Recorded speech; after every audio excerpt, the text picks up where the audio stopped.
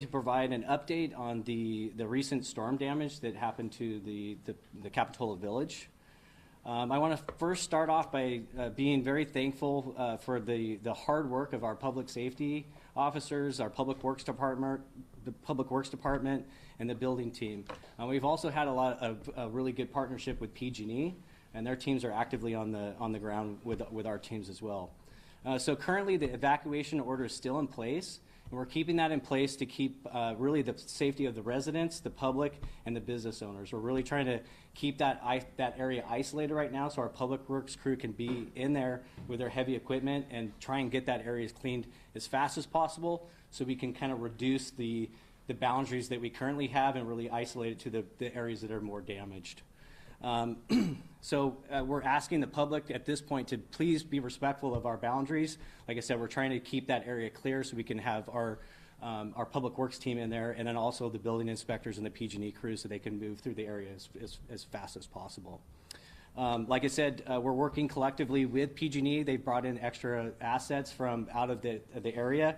They're currently with us right now with our building inspectors, and they're actively looking at the different properties so we can get our residents and businesses back into those locations. I do want to provide some information that we do have a special city council meeting tonight. That'll be at 4 o'clock. The attendance will be on Zoom. You can go to our city website and access that link. And part of that is that we'll be trying to ratify a local emergency proclamation, and that allows us to kind of extend our resources out into the state and then potentially the federal government. We want to make sure that this is a Brown Act meeting, so we're not going to be taking, we'll be taking public comment, but any questions we're going to ask you to kind of defer those till afterwards, and then we'll have a group of folks that can answer those questions after the council meeting itself. And I want to point out, too, because we've had a lot of interest in those that wanted to either volunteer or provide stuff to help our efforts. At this time, we're going to ask you to reach out to our recreation division leader, which is Nikki Bryant, and she's going to be coordinating those efforts. And so we'll provide her contact information and the ability so you can get in touch with her. And like I said, at this point, we're not asking for any volunteers or anything. Just let us know what you can kind of bring to the table, and then we'll take a look at what we have, and then we'll decide how we can deploy those things. Our overarching goal is to get the residents and the business owners back in there. And so the goal is that we want to try and lift that emergency order by the end of the day today. And the part of that is that we need to get some fencing into the areas that have been impacted the most to get those erected, and so we can kind of fortify the areas that need to be just more secure. One of the things that this particular event is over, but there's also significant weather that's still coming. And so we're also monitoring another weather system that is a little bit different, but there's significant rainfall. So we're going to have to look at that event that's coming up that's projected for this Monday. And so we're currently looking at the weather models that we have. We're working with the county EOC and trying to develop, again, some of the same. We're trying to look at the weather system as it approaches. Things do change a little bit, and we're trying to, again, get the public notified. But we do have other rain events that are coming as well. So with that, that's kind of the update that I have, and I can be open for some questions.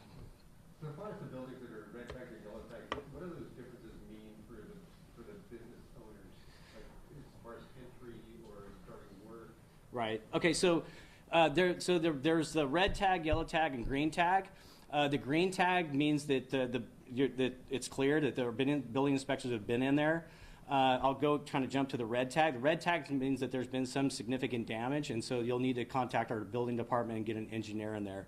The yellow tag means that there is obviously a higher level of damage, and again, you'll have to reach out to our building department to work with them to get access because you'll have to evaluate your property.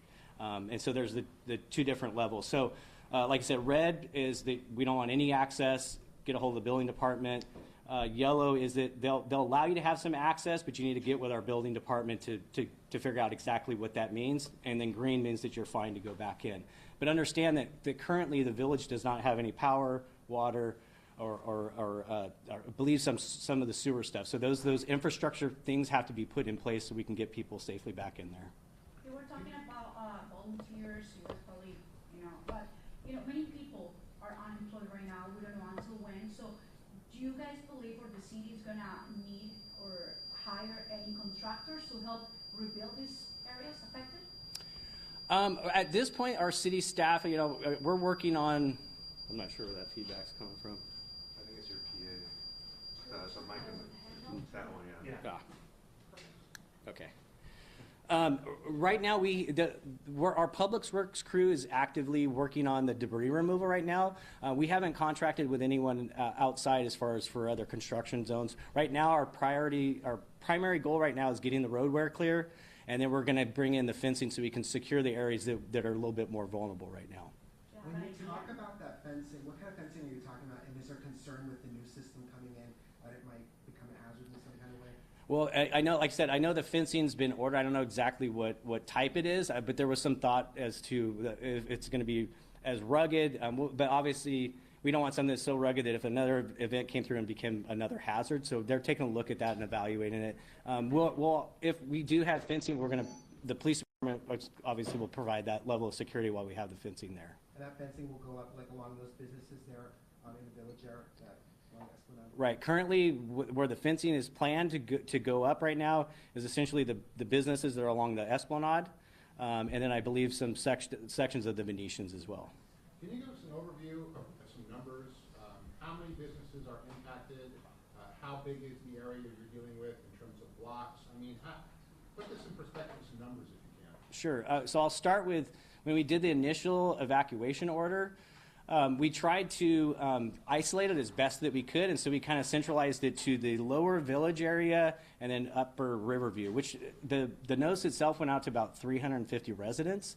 At this point, I would say that the focus effort right now is probably a 2 square block area that's down in the village, and I think that we can actually reduce that down to about, I'd say, like 10 businesses along the Esplanade.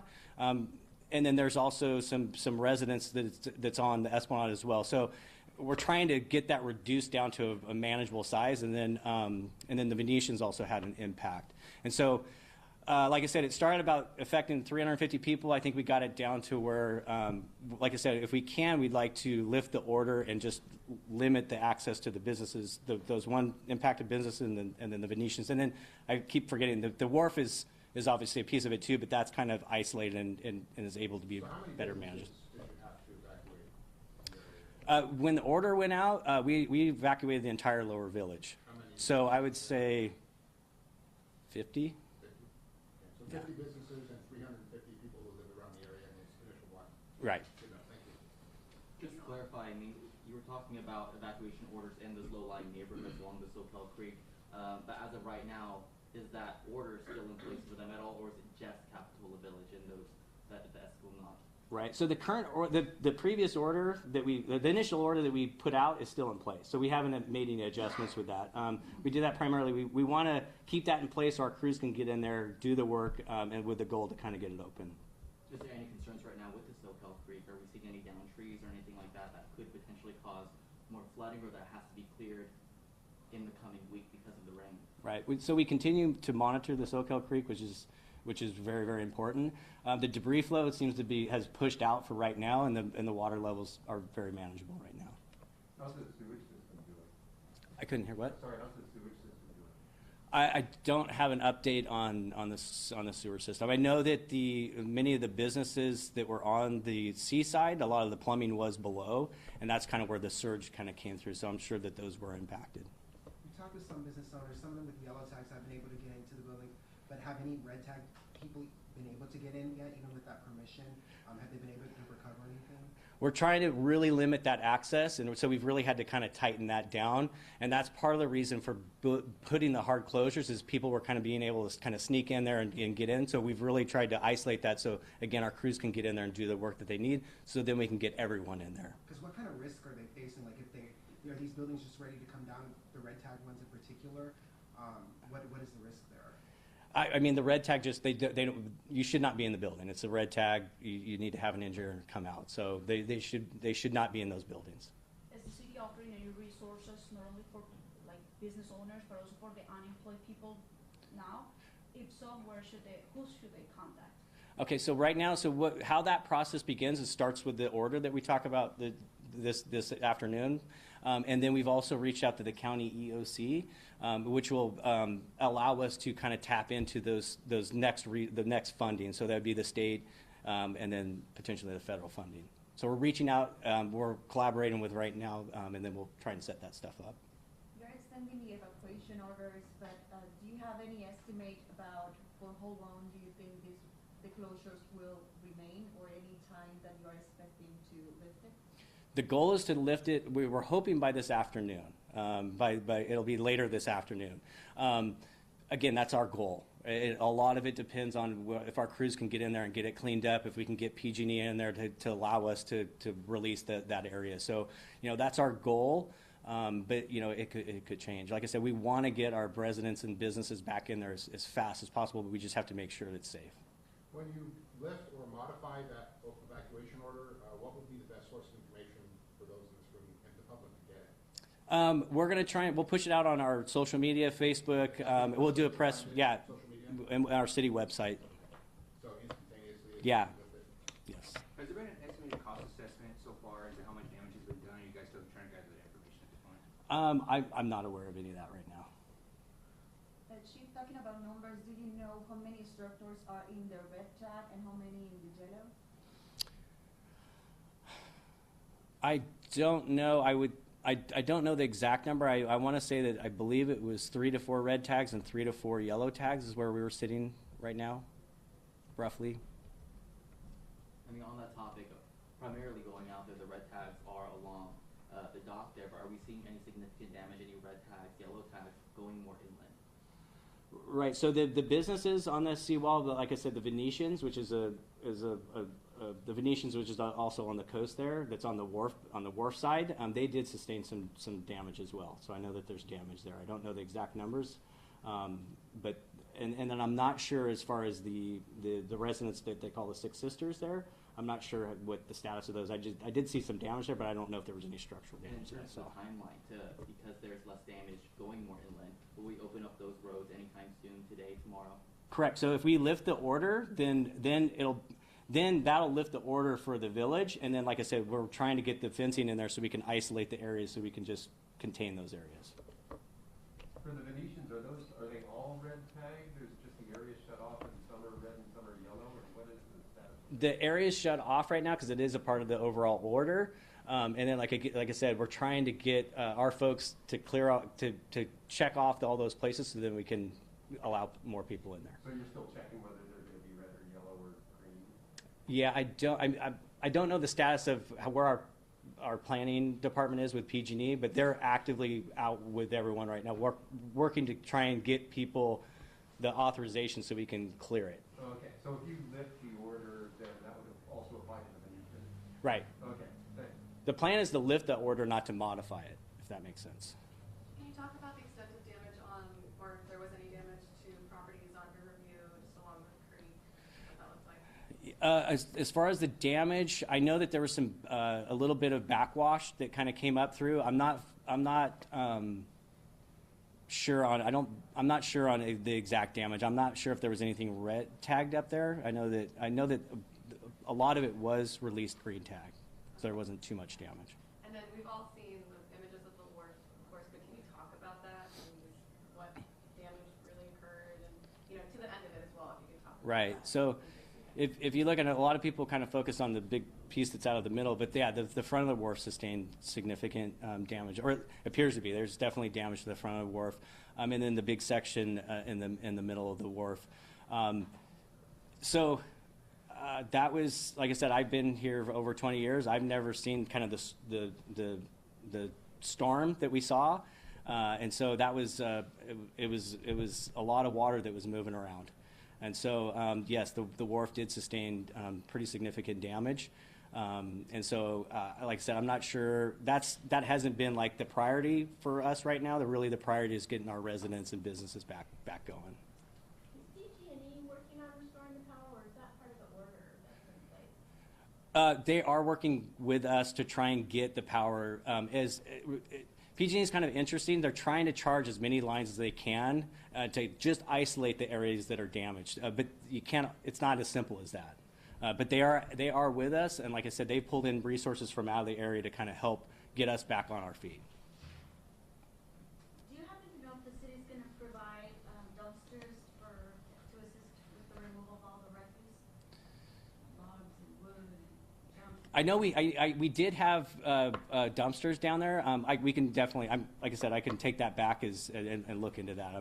Like I said, we can definitely take a look at that. Yeah, I think we're venetians, so this pile of stuff. Right. Can you be a little descriptive about the damages to these red flagged properties? Like what is actually causing it to be red flagged versus other? Yeah, I wish it was in my wheelhouse. I mean, I would need someone from our building department to kind of really dive into that. Like, I don't want to speak to that. I'm sorry, just not within my wheelhouse. Does the city already have like a stockpile of wood, or do they have in the future plans to do something like that? I noticed a lot of the residents putting up their own orders for the wood for the second storm that's coming through. We don't have any supplies as far as for the private residences and private businesses. I mean, we'll be doing quite honestly, our own storm prep. Our big concern will be the piping and the runoff, and so that'll be really our big primary focus is kind of our own infrastructure and getting that kind of settled. So that's kind of our priority right now. Have you been able to I don't know if I saw some officers with a drone yesterday. I don't know if have you been able to assess whether there's any damage to the Wharf house or the bait shop out there? Yeah, so we did use a drone yesterday to fly the bluffs to take a look at the erosion concern. There was some potential for some erosion concern. So what we did is we had the ability to fly a drone and take a look at that, and then we waited for the low tide, and we had our public works director go out there and take a look. So there's no concern there, but we didn't actually fly the wharf with the drone or anything like that.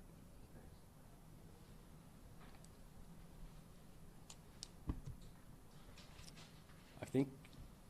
All right, I really appreciate everyone's patience, and I just can't echo really the hard work of our public works department. I mean, they're really out there, really getting it done. Our building department, the police department, and it's really been a collective effort to really get, like I said, our businesses and the residents back in that area. So we really appreciate everyone's patience, and we'll just see what the coming weeks will provide. So thank you.